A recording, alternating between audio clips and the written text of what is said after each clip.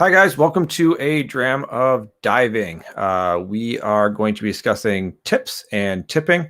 Oh, Ross Back's already starting with the music. Yeah, we got music now, Ross. We got high class, despite you being around us. So thank you for joining. We're going to discuss tips and tipping. It's been a hot topic, possibly beating a dead horse, but to good level. I want to thank Matt for the Port Charlotte. We're going to be drinking that tonight. Heavily peated. I didn't have any really water or ice cubes to go in it, but I like it neat anyway. So we're going to have some of our friends joining us and a couple of people probably joining a little bit after that. And I got some messages from people that wanted to convey some thoughts that even though they couldn't be on tonight. So without further ado, we're going to add Joseph and Zach and John. Joseph, why don't you go ahead and introduce yourself? Hey everybody, I'm Joseph Glenn. I'm the owner of Southern Dive Center. I'm also a dive master and a soon-to-be captain for Latitude 31 Dive Charters in Richmond Hill, Georgia. I also teach for Georgia Southern University. Nice. We'll just go clockwise. How about Zach? Go ahead and introduce yourself. Hi, I'm Zach. I own Technical Diving Services in Bon Air. I'm an SDI course director, TDI tech instructor. Diving's pretty much my life. Nice. Very nice. All right, John, you. Hey, I'm John Recchia with Blue Water Divers. Dive master with them since the mid-90s. I do their Discover Scubas, and I pretty much dive master for their charters. I'm a crew member on the Gypsy Blood. I've been diving with Captain Jim for about 10 years now, and pretty much out in the ocean off Jersey every other weekend. Nice. Beautiful. I've been down in Jersey a whole bunch lately, so and plan on doing a bunch more this year too. And I have frequented Technical Dive Services in the past, and I've been to Southern Dive Center and spent some significant time with Joseph, much to my dismay. So the topic is tips and tipping. We're going to have a couple people join us hopefully in a minute. And Joseph, you and I were having a conversation about this previously, and we were kind of clarifying our thoughts processes. What's your thought on tips and tipping in the U.S. and your situation specifically, not overall, but your specific situation? So my specific situation is it's a catch-22. I fully understand it. I get it. And I also understand if you want to raise the prices of your dive charters to have a gratuity included, also I get that as well. My situation, though, is a little bit different because, we charge $145 to go offshore for spearfishing, or if we go to Gray's Reef, which is a national marine sanctuary that's right on our back door. It's $145. Most places that are relatively close to us is really, a couple places out of Charleston, and then you have South Florida that charges like $60, Mm-hmm. So they see our prices and they automatically are just like, well, wow, why are you so high? Well, we're 18 to 19 miles offshore. Yeah. It's a 33-foot blackfin. Fuel is not cheap. Mm-hmm. So most of what we have is all part of open fuel. My circumstance, I work the boat just about every other weekend. We try to do spearfishing trips on Saturday, and then we'll go out to Gray's Reef on Sunday. Mm-hmm.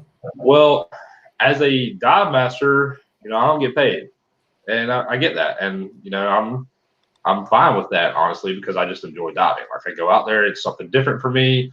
I'm not teaching classes. I'm just going out there and being a group leader, helping people out, doing things that I thought to begin with would make me a better instructor, and it has for sure. Because you could just pick up on things that, you know, it's different. There's options, there's things that happen. It's just different. It's kind of hard to explain. Zach probably say and John, but I don't get paid for a reason. I enjoy it, but I also understand the fact that, you know, it takes me 45 minutes to get to the boat. Well, who's putting fuel in my truck to go out there? Who's getting food for me for on the boat? Because if we do a double dip, then we come back to the dock, you know, who's feeding me lunch or anything like that. So personally, as a dive master, I'm wanting those tips. That is what I'm there for. Now, it's not my full-time job. It's different for me because most of everybody who dive masters on the boat is not their full-time job. we have lawyers, we have doctors, we have students, we have you know, a couple of different people in 2 different dive shops as well. So it's different for us. I fully understand that. You know, I guess the big topic for me would be what would be a reasonable amount to tip. I think that is a question that I would definitely, that is a conversation I definitely want to have because I've seen that side of it. But it's different for us because of fuel. It's different for us because it's 17 miles offshore. And it's, you know, it's different for us because our prices are, I think, are really higher on that higher end just because of how far we have to run. As a boat captain, totally different. As a boat captain, I kind of see the same phrase of it because it depends on, you know, as a boat captain, you're in charge of that boat captain, you're in charge of that boat, you're in charge of those passengers, you're in charge of those dive masters. If I pay the dive masters a higher number, if I basically say, hey, you know, we're charging $165 now, so that's gratuity included. Well, like you said earlier, that may deter people away because like, well, I'm going to tip whatever I feel comfortable tipping. I don't want it to be included like in the check. You know, that's the type that I can kind of see where it can be a bit of an issue when it comes to it. But I have a lot of questions, and that was one thing, the reason why I reached out to you. It's just different. It's very much different. And also, I've gotten tips as being an instructor too. That never happens in my opinion. You know, I've gotten some tips. I know some of my instructors have gotten some tips. I try to discourage that as a dive shop owner, but you know, I kind of see it too. But it also depends on the people. It depends on what you do with those people. It depends on how far you bust your ass with those people. You know, it just depends. It depends on a lot of things.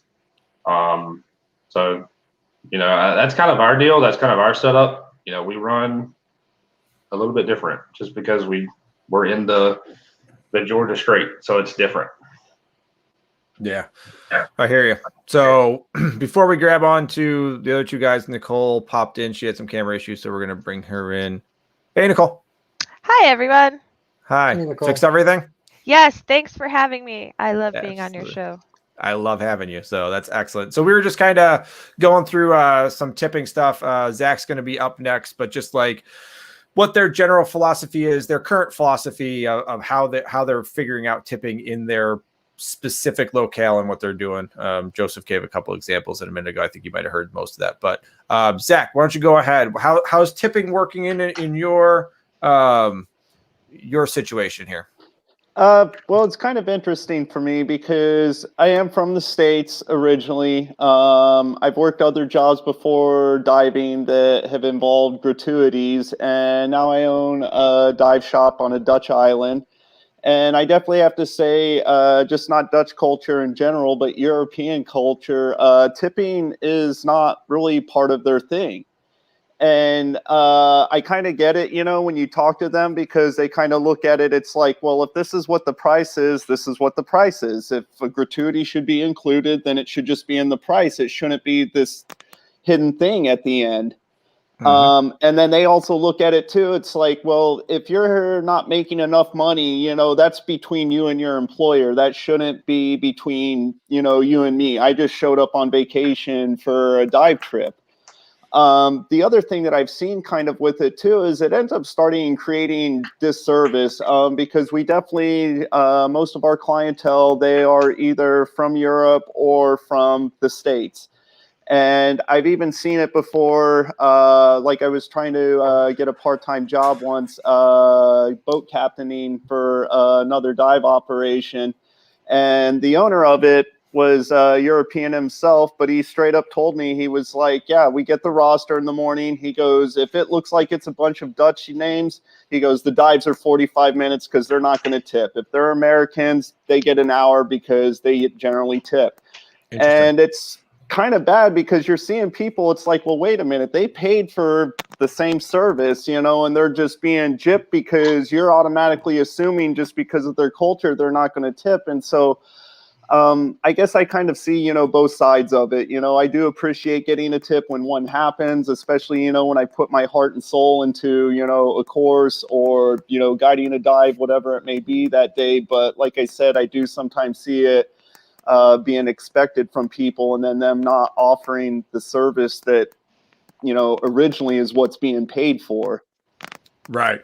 And that that presents some interesting that we can get around to, but boat hands and dive masters versus instructors, and when they're teaching a course, and that's a weird gray area of people asking like, well, you're the instructor, do I tip you?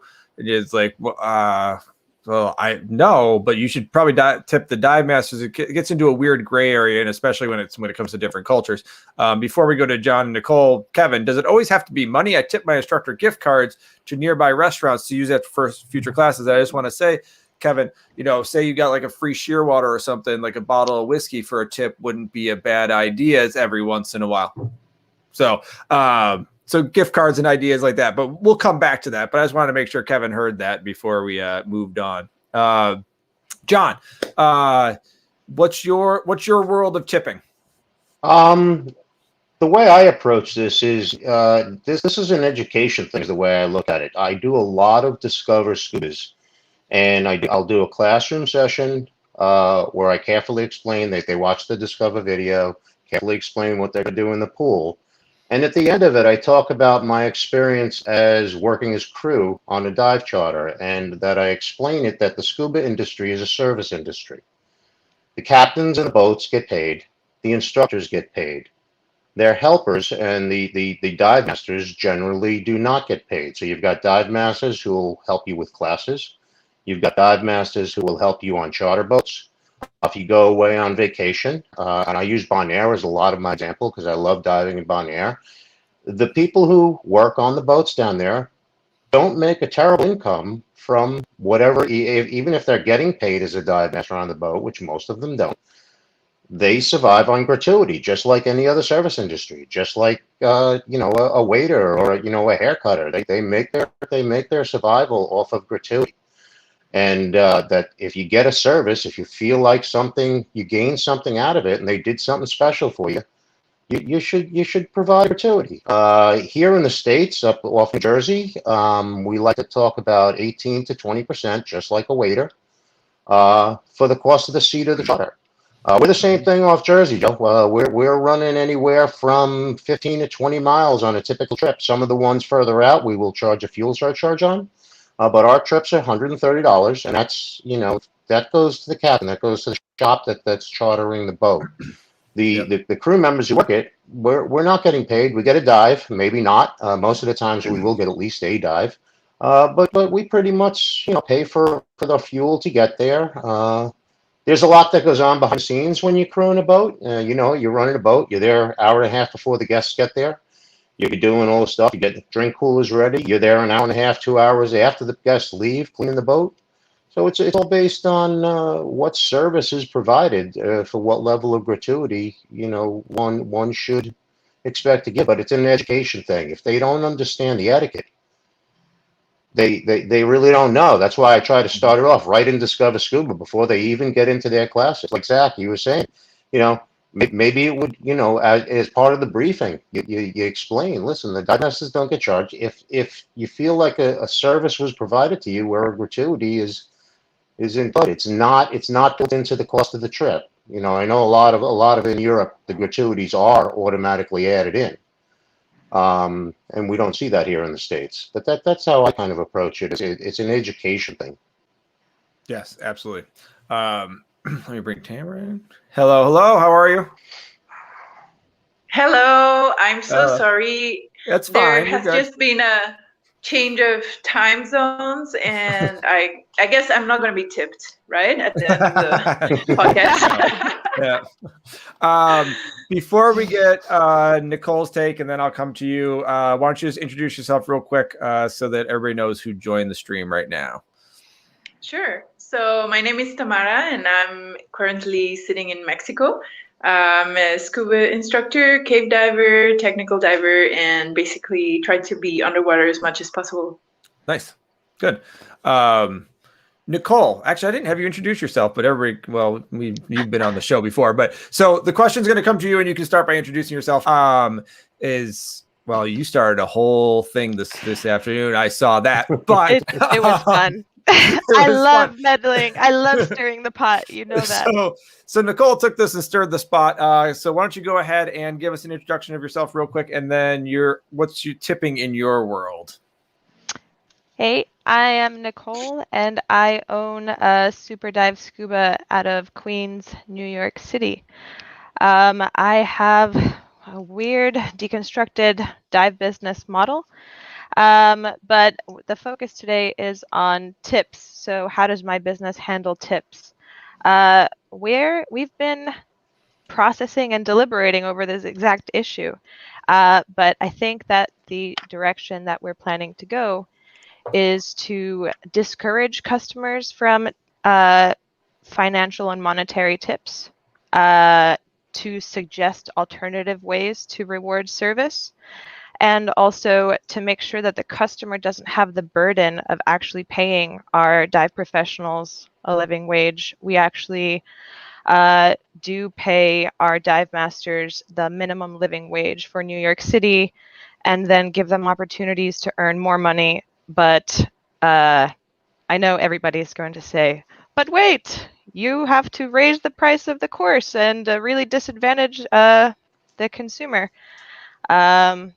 I don't think that that's necessarily the case. I think that that is quite unimaginative to have to raise your prices to be able to pay your staff. We incentivize our staff by offering them financial incentives to meet business objectives, and then also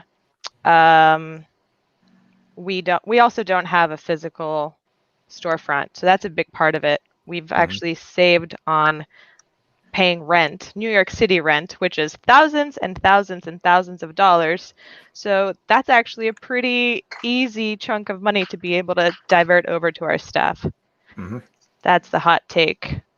Fair and enough. Today I started up a big Facebook war just by saying that dive professionals deserve to be paid fairly, which apparently is extremely controversial. It is extremely controversial. Like, you should just do it for free because you love the sport, apparently. So whatever it is, what it is. Tamara, so go ahead. What's your take on tipping, my dear? Well, I think that I am kind of divided, because part of me obviously loves to receive a good tip, and part of me wants to believe that no matter if I'm tipped or not, I'm still going to do the best job that I can for the case being. So I'm not actually doing a better service so that I can get a tip, but if I get a tip, I'm happy. And I'm from Mexico, so we have a culture of tipping, and we have a culture of tipping in various different situations, maybe similar to the US culture. But I mean, if you go to a restaurant with a Mexican family, you'll say if they do a normal job, you will pay them a 10% tip. If they did a great job, then you'll give them 15 or 20. And if you were there with like 14 Mexican uncles and aunts and their children and the grandmother, and it was like a full afternoon meal, then you'll tip them more because they needed a lot more hands to actually serve your table. So a little bit like this in diving, it makes me question like what part of my job is actually my job and what part is things that I do on top of everything. So in my case, because I'm an independent instructor and I've been working independently for a long time, I just decided to have the prices are set. It includes everything. I do not depend on the tips to make a living. So my prices are the ones that I need to be paid in order to pay for everything from my annual fees to my insurance to my truck repairs or anything that comes with my job. Having said that, if I have clients from North America, I know that there's a big chance I'm going to get a tip. If I have clients from Europe, there's a big chance that I'm not going to have a tip. I'm equally happy to have all of the people from any market that they want to come and dive with me. And I do think that the best tip that someone can give you is to recommend you to come back and dive with you and to talk about your business to other divers or potential divers, more than just a monetary reward. I do live in a place where people work for tips. But also I think there's a bit of a myth, like I've heard in so many forums I've read, like in Mexico, dive masters don't have a salary, they just work for the tips. That's not true. Everybody is paid for their job, whether that's a lot or a little, it's debatable. But no, in Mexico, we don't work for free. Like I can tell you, no Mexican will work for free. It sounds like Mexico is way ahead of the US. Yep. Yeah. So yeah, I mean, I have received very good tips in my life, and I've also had very nice presents from clients who didn't give me money, but they gave me something I needed, or they just showed up with something really nice for me, and that's of course appreciated. But I do think that people shouldn't do a bad job just because you're not going to be tipped, or like sometimes you just know in advance, but there's no reason for lowering the bar. I mean, yeah. Definitely. And that you brought up a great point with reviews, like reviews and recommending people and, Google and Facebook reviews, especially that gets so integrated into everybody's society now. TripAdvisor massively for places, probably like Zach's probably more reliant on TripAdvisor, where we're more reliant on maybe you too, more associated with Google and Google reviews than anything else. It does a huge difference for people. So that's at the very least that. But that all that does is that helps out the business owner or the boat captain. That doesn't do anything for that doesn't do anything for the dive master who's working and not getting paid. Well, unless the dive business owner has a policy that rewards any reviews that specifically mention dive staff. So yeah, but when you got the cost of running a brick and mortar or running a charter boat, it's a little tough. And in the industry, the dive masters, the instructors make money, but the dive masters generally work for gratuities and for benefits of being associated with the shop. Discounts on equipment and stuff, but there's certainly no the cost would be just of running a brick and mortar store or running a dive charter, adding the cost of paying crew. There's nobody that pays their crews. Yeah, it's an interesting conundrum that we're in, and it's interesting to hear the differences like between Mexico and Bonaire and the United States in general, and how things are so different. I think Zach, you seem to have seen the most diversity in different cultures of tipping clients out of all of us, because Bonaire is more of that Dutch island, where Mexico, you guys probably get more U.S. citizens than some other U.S. tourists, some Mexican tourists, and then some other countries. But you, Zach, are getting more of the where's most of it? Most of it's Dutch, right? You get It's Dutch and American. It Yeah. really is pretty much an even divide between it mostly. Yeah. Interesting. So, Tech Clark wanted to be on, but Tech had something going on tonight. So Tech sent me a message to give us some talking points so that he could be still involved because he wanted to be involved, but he was busy. So I'll go ahead and read off Tech's thing, and then we got a couple of comments that I'll go get into. Tech says, I think the issue of tipping is important, and it stems directly from instructors. Instructors are to be the coaches on tipping, how much to tip and how to tip.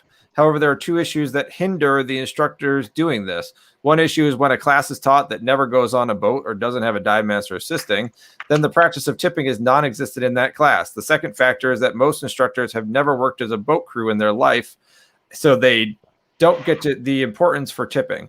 I liken this to tipping in restaurants. If you have worked in the restaurant industry as a waiter or waitress, chances are you tip better than the average person.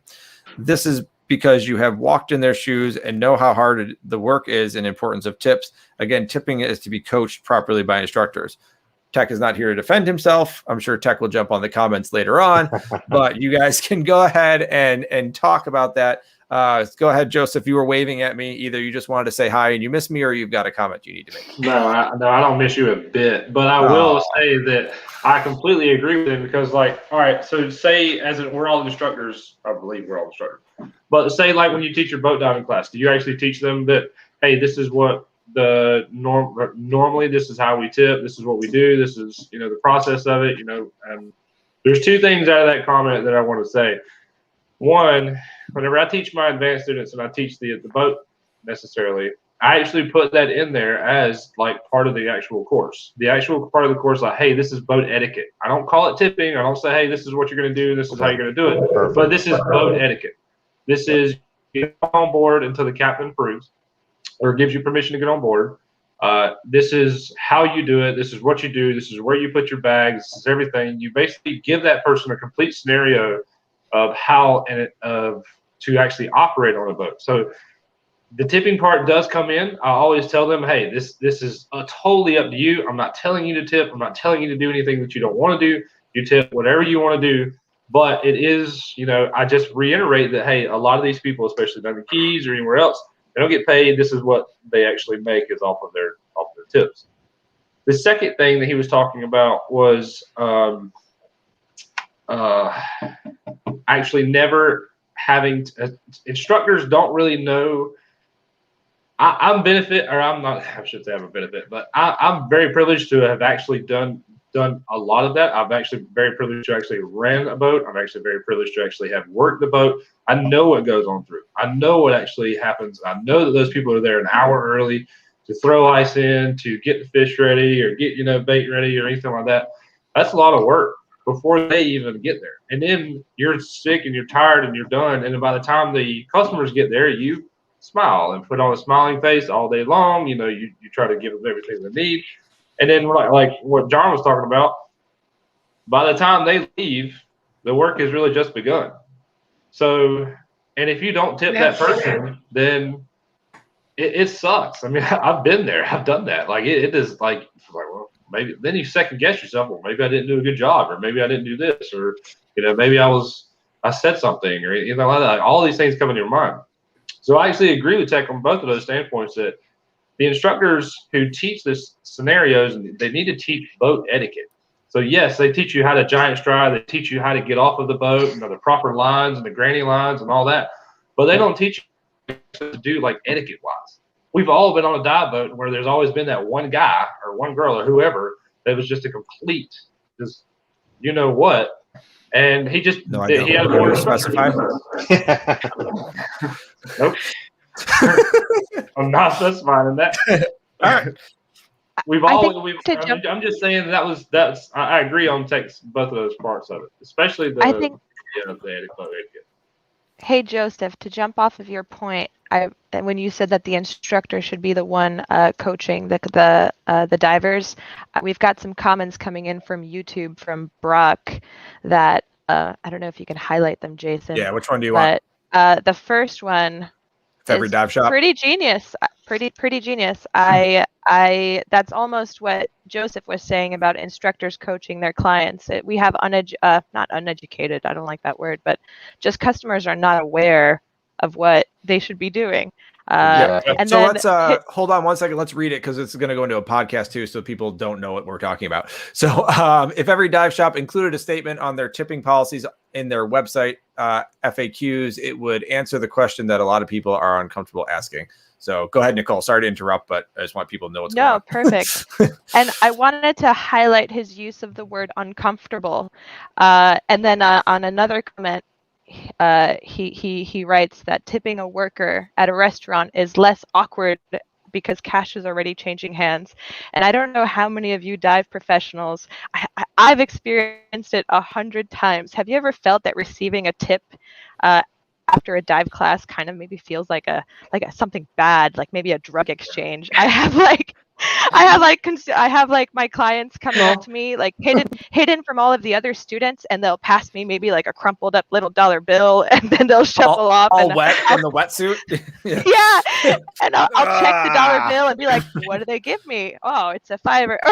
Or when just the whole concept of tipping, we go on a group trip and it's time to it's the last day and it's time to tip the crew, and we all put the tips into an envelope, and then nobody knows who paid what, and we just just the whole concept of it being awkward.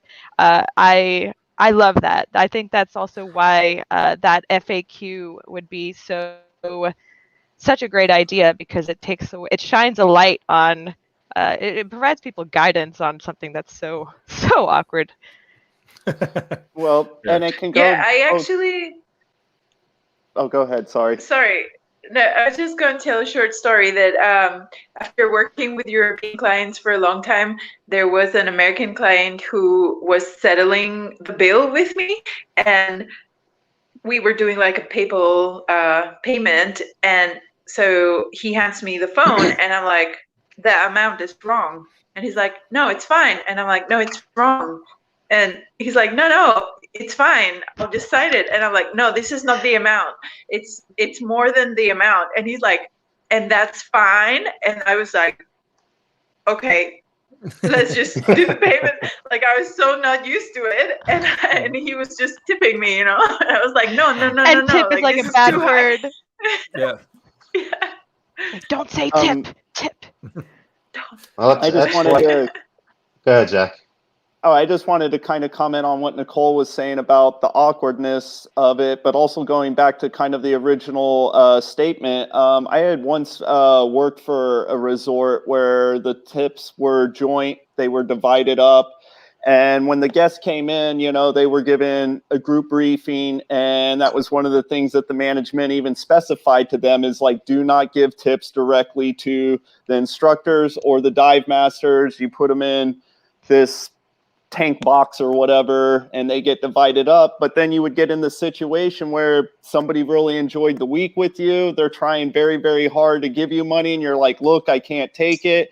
And then they're trying to like put it in your BCD pocket or in your dive bag, and you're like, look, you're going to get me fired. Like, it's like, if this is seen, it's like, I appreciate it, but I can't take this, and it complicates things drastically, because you're supposed to be tipping on service, right? Like, yeah, the entire crew did something, but Zach, if you did an amazing badass job, I'm going to be like, I want you to have this money. Like, I don't want, all right, maybe I'll give them something, but you did extra and above. I would like to give you 40 versus 20 because of how well you did, because it should be associated with, like, a tip is extra service technically, like it's extra good job. So how do we balance that whole thing out?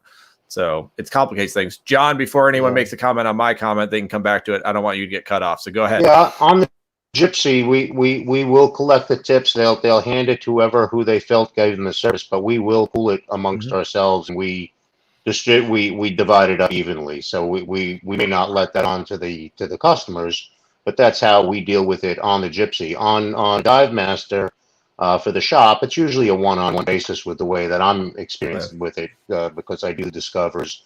And I also do the intro to Northeast Wreck Diving, which is not really a certification, but it's exactly what Joe was talking about. It's a diver's etiquette, how to deal with everything from showing up in the morning how to pack your gear, how to bring it on the boat, the whole gratuity. And I don't like the word tip myself. I prefer the word gratuity.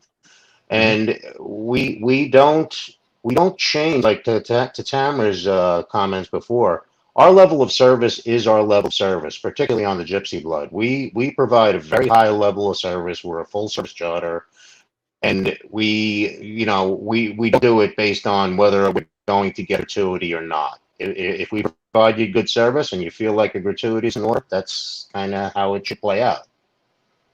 Nice. All right, everybody's quiet for a second, so let me know if wants to jump on anything. I got a comment here. Let's see what John has. Any insight from the group on the availability of reliable and educated dive masters to continue to assist in situations where they are being rewarded or tipped or receiving a gratuity, as opposed to the situations where they are not? What's the turnover for shops related to dive master availability? So I'm going to answer a little bit of this from personal stuff. I'm not going to so much... I'm going to cover one topic and not so much tipping.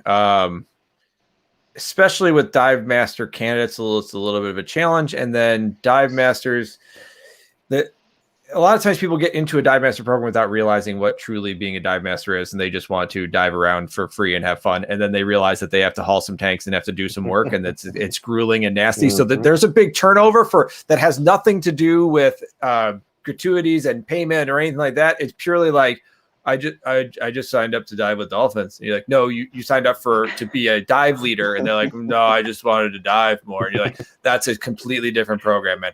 So I wanted to get that out of the way before we had to cover anything else. But we'll keep going in clockwise-ish fashion. So Joseph, what are you seeing with people staying in the industry specifically towards gratuity, tipping, and being compensated?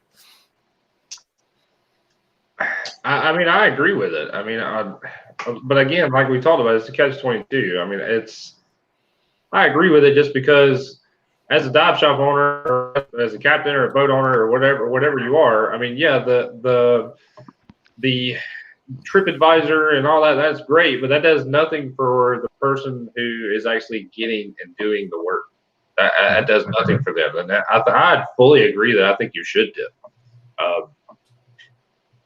Now it's totally up to you. It's totally up to them on what they want to tip and however that works. But I fully get it because I am one. I have to work the boat Sunday. And I worked the boat last week. So, I mean, I totally understand it. Like, I totally get it. And go back to, and I'm not trying to get off topic, but the awkwardness thing, that's a real thing. That is real, especially for people like me, or not necessarily. Yeah. Yep. Especially for you. I knew that was coming. So like after we get back to the dock and I tie everything off and everything is good situated, I start unloading tanks and everything, and that's normally where people will do it because they want to be away from everybody else. They want to be away from everybody else. They don't want to do it right there in the beginning, and it's more or less like a common courtesy thing, I guess. In my opinion, John can maybe tell you. Like I never look at what the bill is. I always just take it and put it in my pocket. Right in your pocket. Right in the pocket. I don't even take it. I put it in my pocket and I don't even deal with it. I don't even want to look at it. It could be $100 bill and I'd be like, oh shit. I have no clue. I don't even want to look. It's just common courtesy. And so as a dive master, I'm not the only one.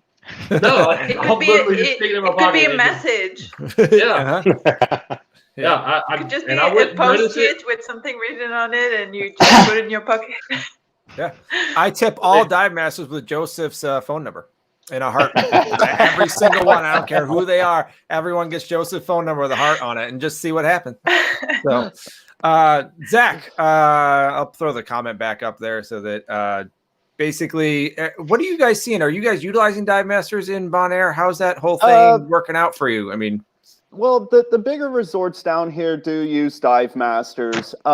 They do make a salary too. But granted, being an instructor down here, if you're working for one of these bigger resorts, doesn't mean you're just an instructor. There's a lot of days you are boat captain, you are dive master as well too.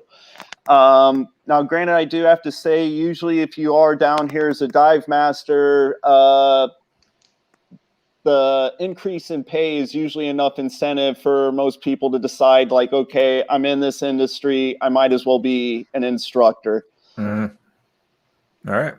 So you're seeing people that are actually kind of progressing.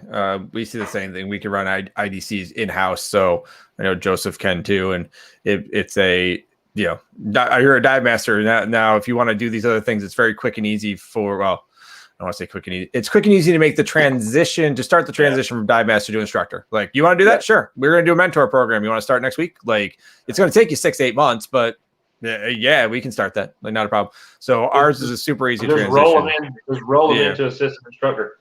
Yeah, exactly. It's not overly complicated to get them started if they're qualified and ready to go. So we're seeing people that progress the opposite direction. We have a whole of dive masters where I am because of the fact that they progress to instructor and don't really do a ton of time as a dive master, relatively speaking. So, John, what are you seeing from dive masters, and are you seeing people leaving because they're not being compensated, or how is that affecting dive masters in your area? Generally, in the shop that I work at, the dive masters that work their way up, I know it sounds a little corny, but they are doing it for the love of the sport. Mm-hmm. What they make in gratuities isn't, most of them have real jobs. I don't want to say that did sound right. Most of them have full-time paying jobs is what I meant for that to come out as. And whatever they make in gratuities pays for their breathing gas, pays for their fuel, their cost to get into the quarry if they're working at the quarry. And then if they want to advance, up into instructor, that's where they would begin getting paid per student. Or a number of the dive, we've got a brick and mortar store, and they'll work the retail end of it. So most of our dive masters, or most of our retail people, are also dive masters, and just with the classes, but they're making their money in sales. The charter boat, that's we all come from different walks of life, and everybody's got a different take on again, but we're not doing it for so we're not in it for the money. The money, again, pays for the breathing gas, pays for the cost to get to the boat, and a little couple extra bucks to have a drink afterwards. It's not a killer day, but it covers our expenses. Yep. So Nicole, same general question. Is do we see more turnover if dive masters are not tipped, or aren't receiving a gratuity, or being rewarded in some way, shape, or form, versus not? Or what is your experience personally? Yeah. So let's talk about attracting and keeping talent in the industry, because this myth of and John, you said it, but it's not just you. The whole world thinks that diving is not a real job, and that breaks hearts of people like Jason, and I'm sure because when that's the dominant narrative out there, that diving isn't a real job, what you're going to do is you're only going to attract dive professionals who can afford to kind of treat it as a hobby, as a side job, and you're going to get uninvested individuals who are, they're not really bringing much to the table here. Now, imagine you have somebody like Jason. I imagine that diving is your full-time job, and then some, right? Now it is, yeah. I just quit the hospital yesterday, so yeah. Oh yeah. Yeah. But look at what you've been able to create for us with all the time that you've invested. You've created a dram of diving, which all of a sudden we're having these talks which might have the ability to impact the industry. And that's because you had the time to do it. But imagine you were still working 6 different jobs, and then you were only working as dive for fun. So to answer the question, there's so many talented business people and technology experts. And, I was a game designer before I became a full-time dive professional, and it was a process. So I had scuba as a side gig, and then as I started making more money, I transitioned, and I still sometimes have to work other gigs. But honestly, it's a real shame that diving is not looked at as a real job, because we're missing out on all the intelligent business people that can literally, there are people on Wall Street that could probably come in and single-handedly solve this entire tipping crisis with their intelligence, but they're not doing diving because they think it's for fun and for teenagers. And teenagers who after graduating college, they go backpack around the world and go broke like I did. So that's my take. It needs to change. All right. Let's do the same question. How about for Mexico? What are you guys seeing for assistance and stuff like that? There's a lot of dive masters in places that have a very big flow of divers, like Cozumel, where you have boats with 30, 40 people. But on the continent, dive shops tend to be like a lot smaller. So the dive boats are maybe between 6 and 15 people max. Like there's a couple boats that can fit 15 to 20, but it's maybe like 3 boats, talking about the Mayan Riviera. So dive masters tend to be locals. We don't really have, because this is a location famous for IDCs. So we don't have a lot of people actually asking for a dive master job without having in mind already that they want to be an instructor. So there is a lot of turnover, and there are some people who are dive masters for a very long time, but usually they have fixed positions at operations that have been active for a very long time as well. And it's generally big operations that have a lot of divers in one day.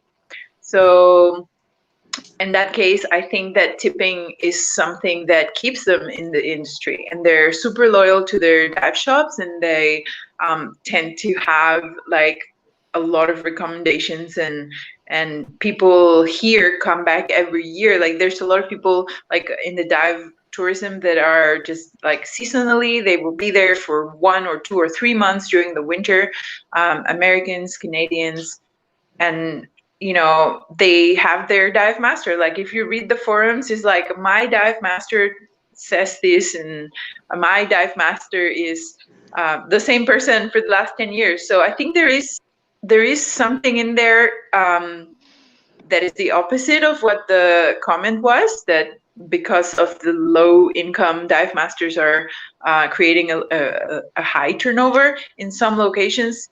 Actually the tips are so good that they stay dive masters for a very long time, like 10, 15 years dive master. They also tend to share boat duties. So most of them are also boat captains, or how do you call this? Deckhand? I don't know in English if it's the word, but hello? Sorry, that was... Yeah.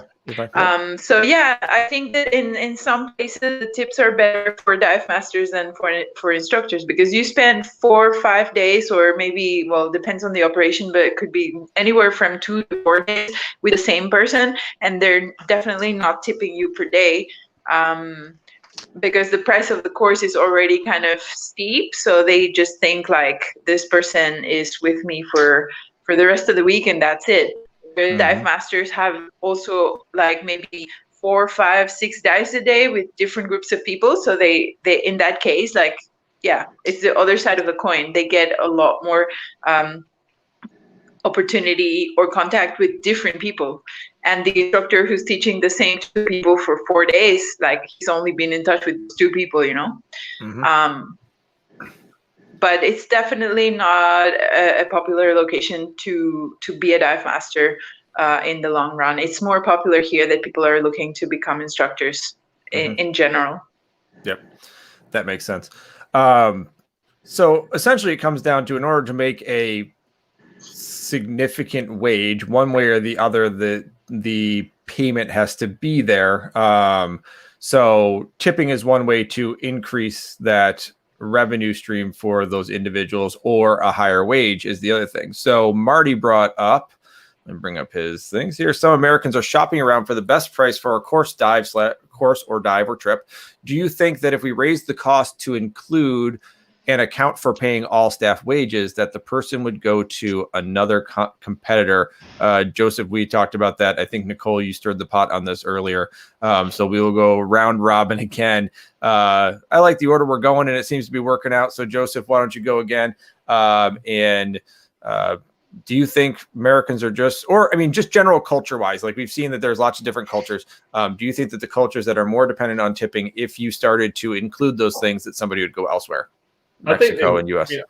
It does go back to the culture thing, but I think it is because we kind of touched on this a little bit before, and I know Nicole has mentioned it before too, is if we charge $145 and then we want to charge $165 and that's the gratuity included. If that's the case, then you're basically taking that percentage or whatever and giving it straight to the person, when that's not necessarily, if I'm a consumer, if I'm a customer, then I want to make that decision. I don't want to make anything else. So honestly, that would probably deter me off a little bit, because if it says gratuity is already added, well, okay. Well, then if the gratuity is already added, that's a double-edged sword too, because if the gratuity is already added, then what's given that dive master the incentive to actually do anything? That, and in my opinion, because I've seen that does happen. What if it's just a higher price and it doesn't say gratuity included? Then you're jacking up the price of your costs. I mean, people are going to shop around anyway. I mean, that's the case. I mean, you know that, you own a dive shop. That's we've seen that all the time. People are going to shop around anyway. So, no one cares what I think. I want to know what you think. But you're right. You're right on the first one.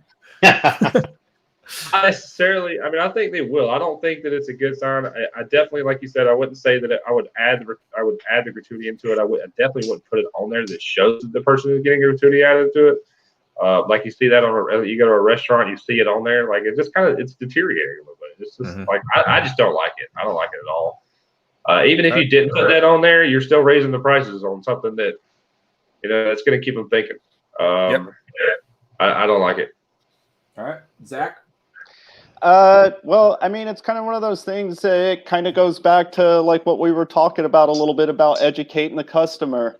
I charge $200 more than anyone else does on this island for my open water course per student. But I also reduce the ratios in my open water courses to a maximum of 3 students. And that's the thing. I get that all the time. Everyone's like, oh, you're so much more. But you're also getting a more one-on-one experience. You're not going to be put in a class with, 7 other people and not getting the attention that you're going to get. So I do charge a lot more than a lot of other people do for their courses. But, that's the one thing I really try to get across to people. One of the things we also do is we actually charge per day of training.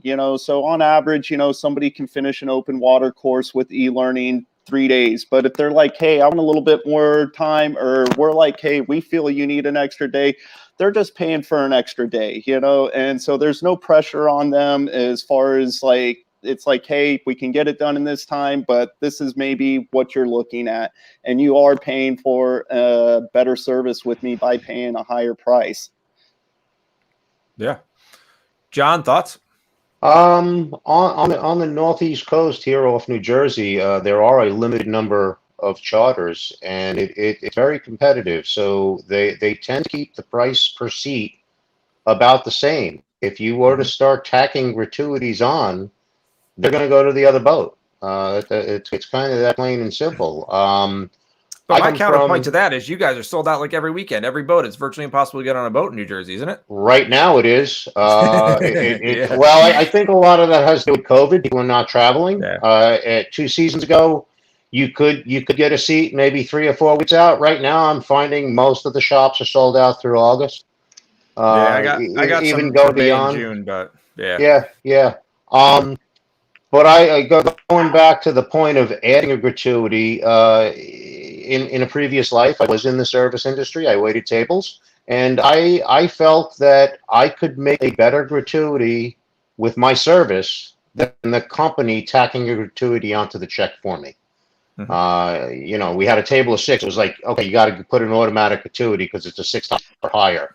And I'm like, no, let me do my job. I'll get the tab up and I'll get a gratuity. Don't worry about it. And I think that the service should speak to the gratuity, not necessarily being tacked on automatically. Suppose you're tacking on automatically and service sucks.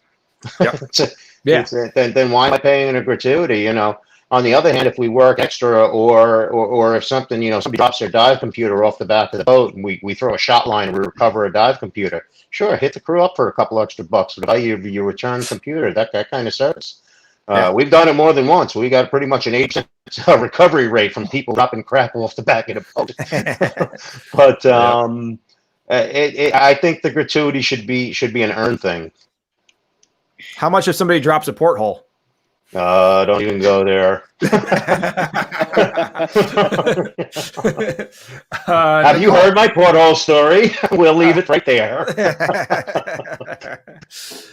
Nicole. Well, we're continuing to have this discussion in a way where everybody assumes that the only way to compensate a dive professional for their labor is by raising the price on the consumer. And I refuse to accept that reality, I refuse to accept that as an absolute.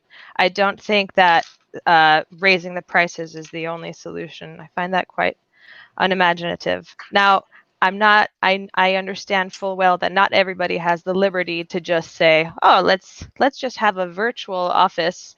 I understand that not everybody can do that, but I do think that every dive business owner has the ability to identify other things that are valuable that can compensate their staff.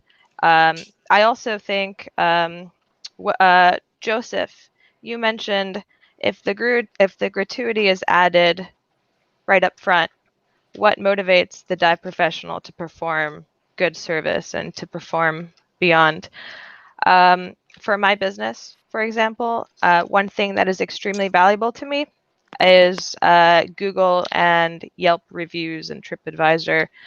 Why are those valuable? They're way more valuable than the $5 bill that you could tip your dive master, because what that's going to do is that's going to put us up in the algorithm and help us be more discoverable, and also, drive more traffic. Now, does that benefit the, Joseph's concern was that only benefits the business owner and not the workers. And that is an extremely valid concern. So I think it's the business owner's responsibility to really talk it out with their employees, because I think that an amazing dive business is one that thrives when their workers are actively helping to grow their business and where they're being rewarded for doing so. So, for example, when we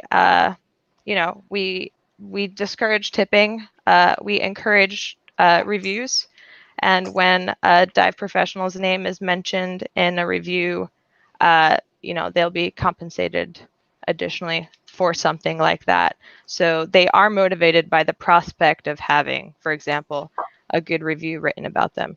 I'm not saying that is the only way to promote, a good service by your employees, but it is a way, and it starts the conversation of what are other ways that we can compensate our workers that don't involve raising the prices on our consumers. All right. Tamara? Well, I kind of want to mention this because I am bicultural. So like I lived in Europe for a long time, so I understand very well how Europeans think, and I'm also Mexican, so we are kind of, in our culture, like someone else said, like it doesn't feel right if everything is kind of like on the paycheck. Like you want to have that kind of thrill of not knowing they're giving you, and then they give it to you and you get home and you thought it was a $10 and it's $100 or something. Like there is something in the culture of tipping that is on the side of the receiver, but there's also a lot of, like, how do you say, like there is pleasure in giving someone a tip and saying your service was so good that this is how I'm thanking you. And if you think about it, if a friend does something nice for you, you'll maybe bake them a cake or something, or you'd bring flowers, but when you have a customer and you create that link, it's very difficult. like right at the awkward moment to come up with ways of like thanking the dive professionals. So I definitely think that in our culture it is kind of the way that is how do I show my appreciation? Well, I'm going to give some more money to this person. In Mexico, most young people have to work maybe 40, 50 hours a week so they can maybe pay for their education. In Europe, students have the right to work up to 20 hours per week. So it's a completely different view on how things are earned. In the same way, Europeans, they think, why would I have to pay more at the end of the service? Like, it's you know, when they explain it to me, it's like, I want to know how much it costs and I want to have the money ready. I don't want to finish the service and then figure out how much more I owe you. That's how they see it. And having to work with people from a lot of European countries, I've had some really heated discussions, you know, like some people who are used to traveling on a budget, which doesn't necessarily mean they don't have money, but they just assign a certain amount for the trip or their diving or their backpacking, and they're like, why should I add 10% on the total cost of my trip, you know, if I'm traveling on a budget? And then I'm like, well, if you go to a country where this is the custom, then you should kind of make it work in the way that locals perceive it logical, you know. You can't go to another country and say, like, this is how we do it in Mexico, and I'm going to do it like this in France, in Germany. And that's the same thing. If I go, like, I remember years of living in Belgium, and in the beginning, I wanted to tip. It felt so awkward to leave a restaurant without tipping. And the few times that I tipped, I was like told by other people, like, don't do that. It's so diminishing that you give like extra money to someone who's working in a proper establishment. So I think, like, for me, the cultural topic is a very strong one. I think in my case, I already put my prices above, like Zach was saying, like above everybody else, and I try to give value to the things that I do. People now, as scuba instructors, you all know, like, I've been used on before, during, and after the dive. I have given my own personal equipment to divers who had something broken, and I saved their dive like a lot of times. Not a single time in my dive career someone has pulled out of their pocket an O-ring to replace the O-ring in their own regulator. And nobody has ever asked me if they need to pay for the spare parts that I have given them. You know, like I have done, and I continue to do a lot of things for my customers that I ultimately may not get a reward for. And I think that because they think diving is our custom, they might all of it take to be giving this good service or being a good instructor, or how many more hours of training I do every year just so that I can keep up and be, you know, the best service I can give. So I think, like, yeah, earlier on, Nico was saying that the customers are uninformed, not only on the tipping, but also on what it takes to do this profession. It's not because I just didn't like my other job that I took on a new one. It's like, I want to dedicate my life to this, and I want to do it in a healthy and positive way. But yeah, sometimes the things that you do for customers are kind of like borderline ridiculous, and and then it kind of goes like, how do you say, like unrewarded, you know? I've had customers that couldn't step on the boat ladder, and I had to place their foot on the ladder, and then they would go up, and then I'd place the other foot on the next step. And like, if I was just doing strictly what my instructor manual says, I wouldn't be doing that, you know? Or I wouldn't have like tampons in my bag just so in any case any girl on the boat needs one, or, you know, like any kind of thing that you ask to an instructor. they may have it in their pocket because they're kind of ready to be helpful, and that's the extra mile. That's just like doing things that I'm maybe not supposed to do, but if it makes you happy and if I help you, you know, I would be happy if you show me the love and the appreciation, and kind of like the culture. If you do something good, you get this, and if you do something amazing, you are kind of expecting that there will be something more. Gotcha.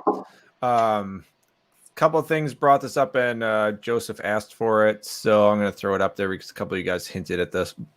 It would be interesting to see what the type of demographic gets attracted by the higher price. There is a market for premium, and you start to talk about, you know, if you are making a more reasonable profit margin for your time for less people versus having more people in and less profit structure there, you start to see different things. I charge a premium for, you know, my technical training, definitely, and we have low open water numbers, 2 to 4 if it's a family for our open water classes max. So 2 people other than that, but we charge a little bit of an extra premium to make sure that we can keep our classes small because a pool hour costs a pool hour. It's a little bit different subject matter, but it's the same general idea. But the idea of if you charged a premium and denied tips, how would that change things? And this is going to be our last topic because we're over an hour at this point in time. But so what is the market? What do you guys think you would see if you are charging a premium there, Mr. Joseph? That's actually not the comment that I was referring to. No, what was it? Womp womp. Yeah, wah, wah. I'm joking. You said put up David's comment. Yeah, his other comment. Mandating gratuity, and there you go. All right. There you go. Let's talk about that one then. Yes. Mandating a gratuity and delivering poor performance is a lost customer forever. So this goes back to the very beginning where we talked about mandating gratuity and delivering poor performance is a lost customer forever. I could not agree more. That is by far, I've never heard of a truer statement when it comes to something like that in my mind. I completely agree with it. Is if you actually you're mandating somebody to say, hey, this is what we offer, this is our premium service, and then you do a shitty job, then you've lost that customer forever. I couldn't agree with it. But I couldn't agree more just because that's what it is. Exactly right. Mm-hmm. If you offer that, you're going to put that on there, and you're going to say, hey, this is what I'm doing, this is why I'm doing it. And then you do a very crappy job, then I'm never going back to you again because you basically take my money for it. So I couldn't agree more. That was the comment. I just thought that was a good comment to say during that point when we were talking about the gratuity, adding the gratuity to it. Even if you didn't say that I'm going to add gratuity to it, it makes the price jump up. So I thought that was a good comment when it came into that. Was another one that I saw was, I feel a dive professional is just that. A professional will be their best regardless. That's true too. Couldn't agree more. There was a couple. Yeah, that was one that kind of stuck out a little bit, only because, you know, we all got trained the same way. Whether it be once we crossed over into from open water to a dive professional, it's no longer about our diving; it's about their diving. Mm-hmm. It's no longer about us; it's about them. So you have to keep that in mind that these are professionals. They are going to do their best job. However, it all comes down to, are you going to pay them? You can do these great reviews. You can do all this stuff, but can you guarantee that boat captain or that store operator is going to give them a cut because they gave you a Yelp review? Okay. So if they give you a Yelp review, or if they give you a Facebook review or anything like that, it's like, 9 times out of 10, they're not going to call out the original person. They're just going to say, hey, these guys were great, you know, and then they move on. That's it. So how are you going to know if you're going to give that person an actual cut of that or a raise for that? How are you going to know that it was that individual person? That was my biggest thing when it comes to that. I'm not disagreeing with Nicole by no means. I just think that was one of those that you definitely just have to look at that. You definitely have to look at that. You have to go through that. And it really all comes down on the business owner, boat captain or whoever. But that was my 2 cents on the actual whole different thing. Can I respond to Joseph? Absolutely. Go right ahead. Joseph, I completely agree with you. There is absolutely no way that you can guarantee that that dive professional will be paid fairly. But if divers and consumers start getting real curious and start asking the dive business owners and start demanding, not demanding, but if they normalize talking about this, and so that every dive shop kind of publishes a policy or so, the more curious consumers are, the more we can make sure that our money is reaching the dive professionals who deserve it. That's fair enough. Other comments people want to respond to that? I'm not going to go round robin because we're over an hour. If there's something you guys want to go ahead and comment on, then go right ahead. Or closing statements in general. Anybody want to say something as we're closing up? Well, Joseph or Zach? One other thing on the uncomfortable level is, like it or not, we're moving more to a cashless society. And people sometimes do not have money in their pockets for a tip. Yeah. I never have money. Nope. Well, I took a page from somebody that I bumped into in Savannah who was, panhandling on the street, and I said, "I'm sorry, I don't have cash." He said, "Well, you can use my Venmo." Well, I now put my Venmo up on the board during my discovers and my intro to Northeast wreck diving, and I am surprised on the amount of gratuities I get through Venmo, because people don't have $5 in their pocket that they would like to give because they felt like they got something out of the course, or they're not even really courses, the Dive Master and the Discover Scuba and the intro, but they take something away from it. Yep. And if they feel like they earned something, like I earned the gratuity, I don't think it should ever be tacked on, and I don't think you should ever alter your level of service expecting one. Yeah. It's a good comment. Zach, go ahead. I guess a closing argument I'd like to say on this is, anybody that's, in the service and has been doing it for a while, I think everybody can agree it's like you're doing it because you love it. It's not about the money. I think too, a big part of it is, as a consumer, just like everything, it's like you vote with your dollars.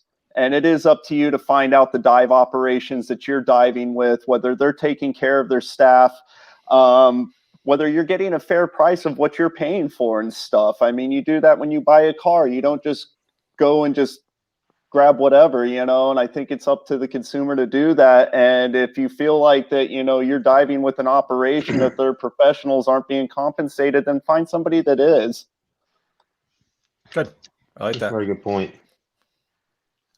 Closing arguments or last things you guys want to say?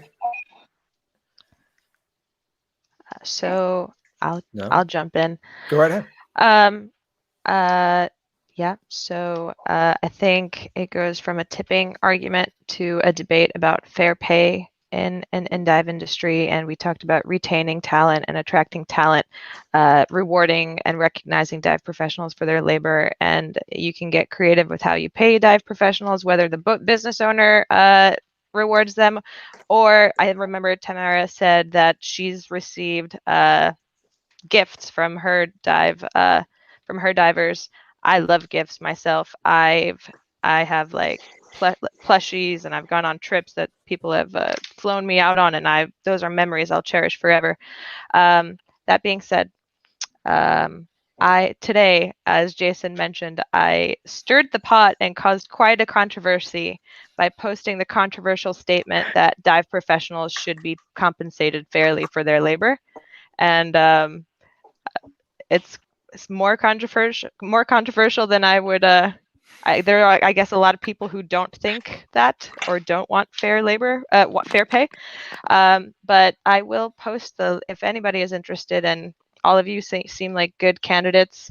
If you think that dive professionals, that human beings should be paid for labor, especially skilled, risky, and physically demanding labor, you're a good candidate for to sign this petition.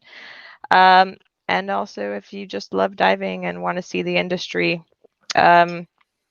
revitalized, and a lot of questions about the efficiency or the effectiveness of a petition. And to be honest, I don't know. I'm quite skeptical myself. I'm not going to say that if you sign this petition, it'll be recognized by the president of diving in the world and that this problem will go away. But what I can guarantee is that it will start conversations like this. It will get people thinking. It will educate consumers. And another actionable thing that we can ask is that big agencies such as DEMA, that they start gathering more statistics about these types of issues, how much people are being paid and stuff. And maybe we'll actually have some tangible information and data to work with. So maybe that's what this petition will achieve. But I'll post it in the link right it's in the Facebook. Nice. And just sign it, share it, and we'll see what comes of it. But maybe we'll get paid better. Who knows? That works. And I encourage all of you guys that are on the show. There's a lot of comments that you probably want to respond to. Go ahead and read through those and engage with, some people are directly conversing with you guys, but it's hard to do both. Looking down and typing and trying to figure out what in the world's going on and what places is a little complicated, especially for you guys. So, so go ahead and do that. I'm going to say thank you, get you guys out, and then say goodbye to everybody on the stream. And then I'll come back and say goodbye to you guys individually. That sound good? All right. Thank you very much, everybody. I really appreciate you guys being on. Hey, thank you, Jason. Thank you. My pleasure. Thank you for having this talk. Anytime. All right. We Take all care, guys. appreciate you. Except for Joseph. He doesn't appreciate me. I know you don't. You tell me every time I talk to you. I don't even like you. I know. I don't like you either. We never liked each other. All right. I'll talk to you guys soon. All right. Bye. All right. Thank you guys for tuning into A Drama Diving. And we're going to have some more topics coming up pretty soon. And we'll make some announcements about that. As always, we got the Patreon and we've got the Truck Lagoon trip coming up in just less than a year now. Less than half the spots remain, I believe. So go ahead and sign up for those things. If you got questions, put them in the comments. I posted links right at the beginning of the video, so you can go ahead and see those things. We appreciate everything you guys are doing with that. And I really appreciate everything and having this grow. Please share, please comment, tell people about the show. And go ahead and like and follow if you're on the YouTube. It's going to be right over here. So have a wonderful day, guys. Thank you very, very much. And we will see you all next time.